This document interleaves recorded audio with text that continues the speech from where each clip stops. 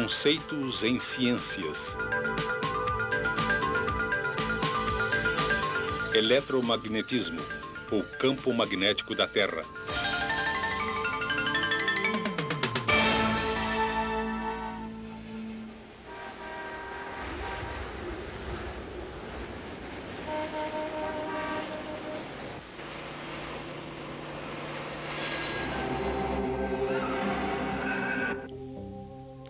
Neutralizando todos os campos magnéticos, seres de outros planetas poderiam parar toda uma cidade.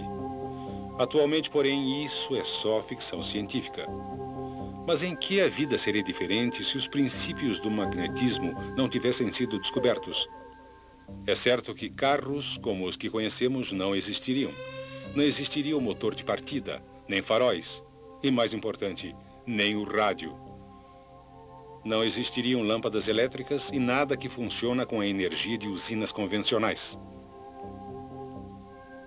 Sem elevadores, só os mais preparados poderiam morar acima do terceiro andar e não existiriam arranha-céus. Sorte nossa que o magnetismo foi descoberto.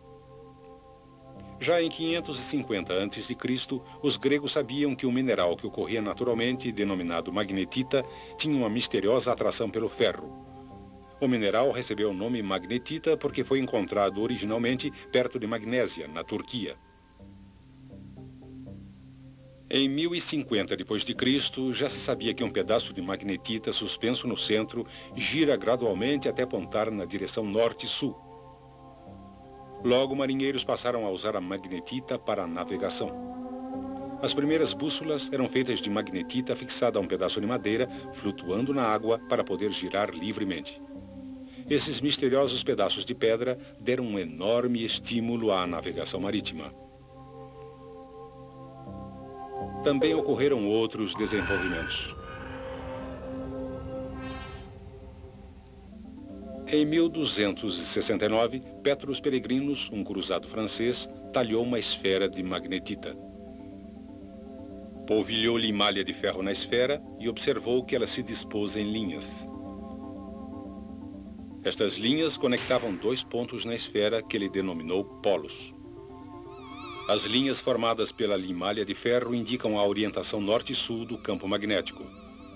Assim, uma bússola, colocada em qualquer lugar na esfera de magnetita, se alinhará com o campo magnético.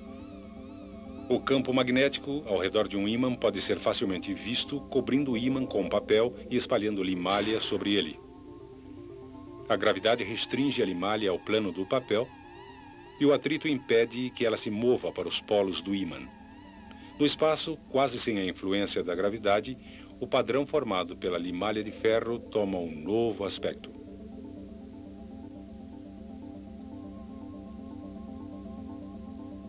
A verdadeira natureza tridimensional do campo se torna claramente evidente.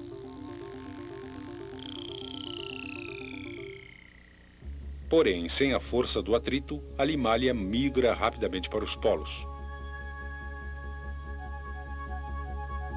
Durante o século XVI, as bússolas se tornaram cada vez mais complexas, mas os exploradores ainda acreditavam que havia enormes montanhas de magnetita no Ártico que atraíam as agulhas das bússolas. Em 1600, William Gilbert, cientista inglês, concluiu que todo o planeta era um enorme ímã com um vasto campo magnético estendendo-se entre dois polos. Mas qual polo magnético deveria estar no topo do globo? Sabemos que o polo norte de uma bússola aponta para o norte. E também sabemos que os polos opostos se atraem. Portanto, como o polo magnético no Ártico atrai o polo norte de um ímã, o polo ártico deve ser de fato um polo sul. E o polo magnético antártico, um polo norte.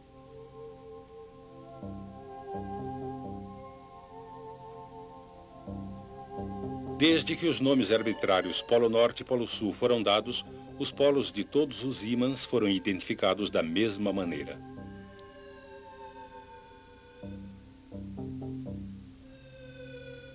Por esse motivo, o polo ártico da Terra é considerado o polo sul de um ímã. Em outras experiências, Gilbert aqueceu um ímã até ficar vermelho e descobriu que ele perdeu suas propriedades magnéticas. Com seu núcleo fundido, o interior da Terra também é extremamente quente e, portanto, sabemos que ele não funciona como um grande ímã. Mas sabemos que os polos magnéticos certamente existem. Diz uma teoria que é o núcleo de ferro líquido eletricamente condutor que gira em relação ao manto, que causa o campo magnético norte e sul da Terra.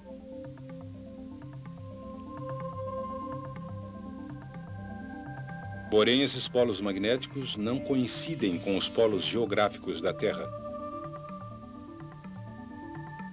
Os polos geográficos são simplesmente as duas extremidades do eixo ao redor do qual a Terra gira e não são diretamente relacionados aos polos magnéticos. Assim, dependendo do local em que você se encontra, o ângulo entre o norte real e o norte magnético pode ser muito diferente. Por exemplo, se você vive em Eureka, no noroeste do Canadá, o ângulo entre o norte verdadeiro e o norte magnético é de 98 graus.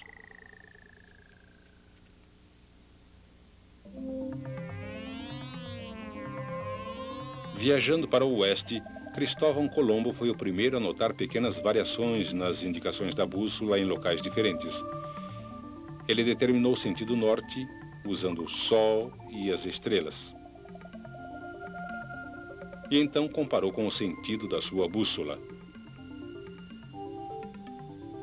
Para sua surpresa, verificou que em um período de vários dias, a variação entre as indicações da bússola e as estrelas mudava gradualmente.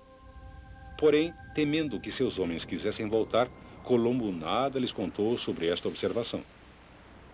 O ângulo entre o norte magnético e o norte verdadeiro é conhecido por declinação magnética.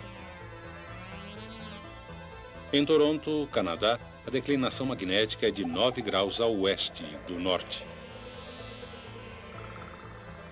Em Churchill, também no Canadá, a declinação é de 0 graus, porque uma linha que passa através do polo magnético e do polo geográfico também passa através de Churchill.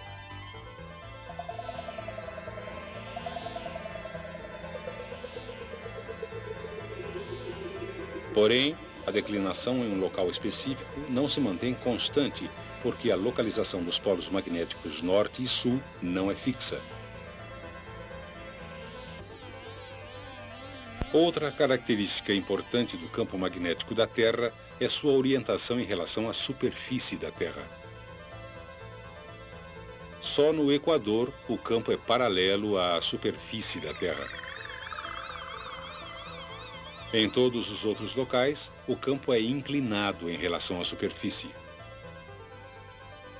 O ângulo entre a superfície da Terra e o campo magnético é chamado ângulo de inclinação. O ângulo de inclinação é medido com uma bússola especial denominada bússola de inclinação, que permite que a agulha gire verticalmente. Exatamente nos polos magnéticos, o campo é perpendicular à superfície. Obviamente, isso cria um grande problema quando navegamos em regiões polares com uma bússola magnética. E nesse caso, sem um conhecimento do campo magnético da Terra, você poderá acabar se movimentando em círculos.